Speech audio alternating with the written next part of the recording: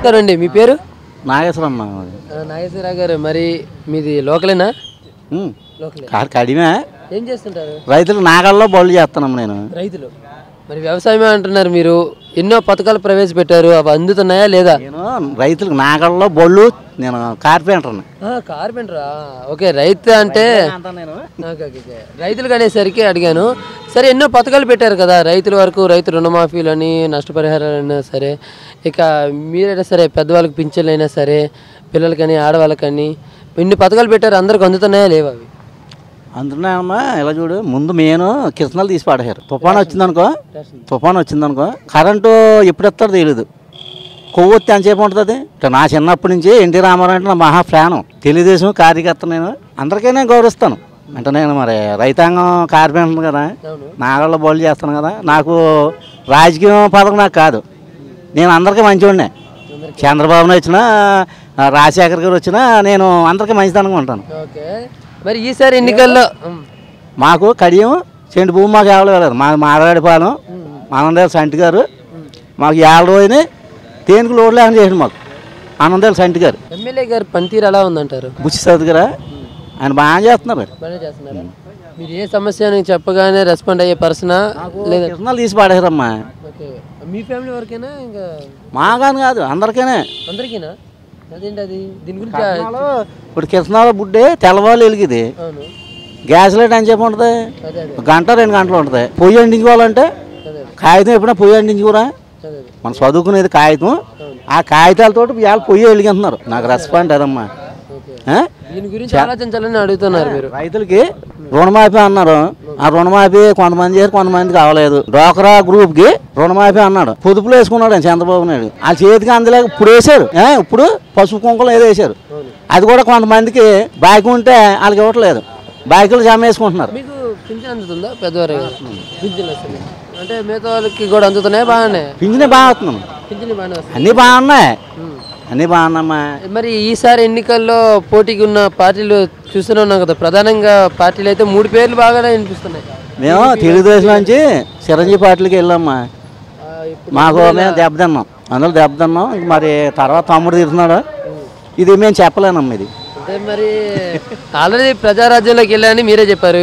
ఇప్పుడు తమ్ముడు కదా, తమ్ముడు అన్నలా పార్టీని విలీనం చేసేవాళ్ళు కాదు. తమ్ముడు పార్టీతోటి ముందుకే తీసుకెళ్తాడు. పార్టీ వచ్చినా ముందు ప్రజలకే లోటు లేని చూడాలి. చంద్రబాబు నాయుడు ఇల్లు ఇచ్చేస్తా అన్నారు.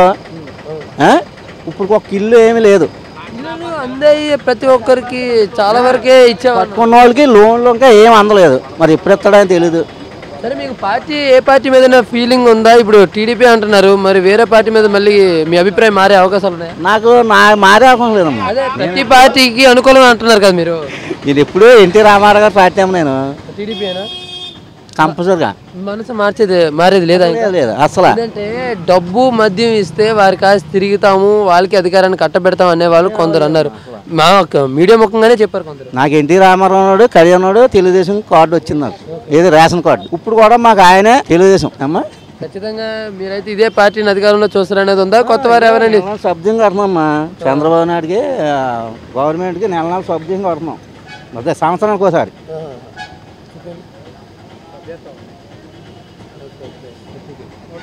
ఏమమ్మా, సంవత్సరానికి ఒకసారి 2 సంవత్సరాలకు ఒకసారి వస్తుంది కదా. మేము 2 సంవత్సరాలకు ఒకసారి సబ్జెక్ట్ కట్టేస్తున్నాం 100. అదే మరి గవర్నమెంట్కి ఖచ్చితంగా ఈసారి గెలుస్తుందని మీకు ఇదే నమ్మకం ఉందా? నాకు నమ్మకం లేదమ్మా. ఎవరికి గెలుస్తాను చెప్పలేము. ఇది అంటే సీనియర్ పర్సన్ కదా, మీకంటూ కనీసం ఒక అవగాహన ఉంటుంది. హంగేనే ఏర్పడవచ్చు అనే వాళ్ళు ఉన్నారు. 50 రూపాయలు ఇస్తే అలా మారిపోతారు. అదే అడుగుతున్నా. మరి డబ్బు కాసి మళ్ళీపోయే వాళ్ళు ఉన్నారా, లేదంటే అధికారాన్ని అభిమానంతో చేసే వాళ్ళే? డబ్బుతోనే ఉన్నారు ఇప్పటికి. అంటే మీ ప్రాంతం వరకేనా, రాష్ట్రం మొత్తం అలాగే ఉందని అంటున్నారు? మొత్తం తూర్పుగోదావరి పశ్చిమ గోదావరి అయితే డబ్బు అసలు అవమానం ఏం లేదు. నాకు ఉంది మా అవమానం ఏంటంటే నేను తెలియజేయని కార్యకర్తనే. ఎన్ని ఏళ్ళైనా సరే ఇంకా టీడీపీకేనా? అది ఏం లేదు. సరే, అది కాకపోతే ఏ పార్టీ వచ్చినా నేను అందరం గౌరవిస్తున్నాను. కేసీఆర్ గారు తెలుసు కదా మీకు. కేసీఆర్ గారు చంద్రబాబు గారి మీద కొన్ని వ్యాఖ్యలు చేశారు. మరి ఇప్పుడైతే అవి వివాదాస్పదం అయ్యాయి. చెప్తాకమ్మా, కేసీఆర్ గారు, చంద్రబాబు నాయుడు, సోనియా గాంధీ గారు వీళ్ళందరూ ఒకటే కదా. చంద్రబాబు గారిని కేసీఆర్ గారు మొన్న అది నాకు తెలియదమ్మా. ఉంటాయి మరి ఏముంటాయమ్మా, తిట్టుకుంటారు. రాజకీయాలు అక్కడ తిట్టుకుంటారు, మళ్ళీ మామూలు వాళ్ళు ఓకే, మళ్ళీ కలిసిపోతారు అంటారా? ఎలాగైనా సరే రిటర్న్ గిఫ్ట్ ఇస్తాను, అది ఓటమి కిందనో ఏదో ఇవ్వచ్చు కేసీఆర్ గారు అనేవాళ్ళు ఉన్నారు. మరి రిటర్న్ గిఫ్ట్ ఏ విధంగా ఇస్తారు? ఇక్కడ పార్టీలకి దేనికైనా కేసీఆర్ గారు సపోర్ట్ ఇస్తారా, లేకపోతే ఇక్కడ పోటీ చేస్తారా ఏపీలో? అదే మరి నాకు కొంచెం అనుభవం తక్కువ అమ్మా, చెప్తున్నాం కదా. రాజకీయం అంటే అనుభవం తక్కువ. నేను చెప్తున్నాం కదా, రైతులకి నాగళ్ళు బళ్ళు. ఇంకోటి మా కంసాలకి ముందు నేను మగ్గం చేసినాడు ఎవడమ్మా, చాలా పెద్ద మగ్గం చేసినాడు ఎవడ. మా కోసం చెప్పి ఒక్క లేడు, ఒక పెద్ద మనిషి లేడు. ఆయన వనసంతాలకే భోజనాలు పెట్టుకుంటారు, తినేస్తారు తప్ప మగ్గం చేసినాడు ఎవడమ్మా. మా కంసాల గౌరవం ఎక్కడ ఉంది? నేను నాగళ్ళు బాలు చేస్తాను. ప్రాధాన్యత కావాలంటే నేసి వాళ్ళ కోసం అనేక మంది చెప్తారు. ఏ రాజకీయం వచ్చినా, ఏ ఎమ్మెల్యే గారు చెప్పినా వాళ్ళ కోసం.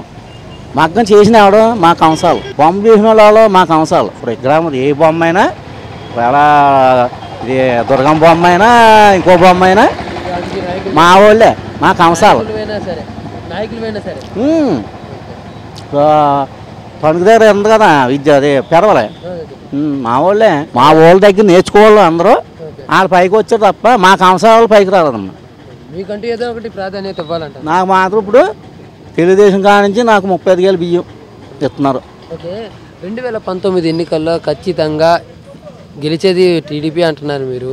మరి అవకాశాలు వేరే వైపుకి మళ్ళీ ఏమైనా ఉంటాయంటారా? మరి వచ్చే రాబోయే పరిస్థితులు బట్టి అమ్మా ఇది డబ్బుని బట్టి మార్చిపోతున్నాడు.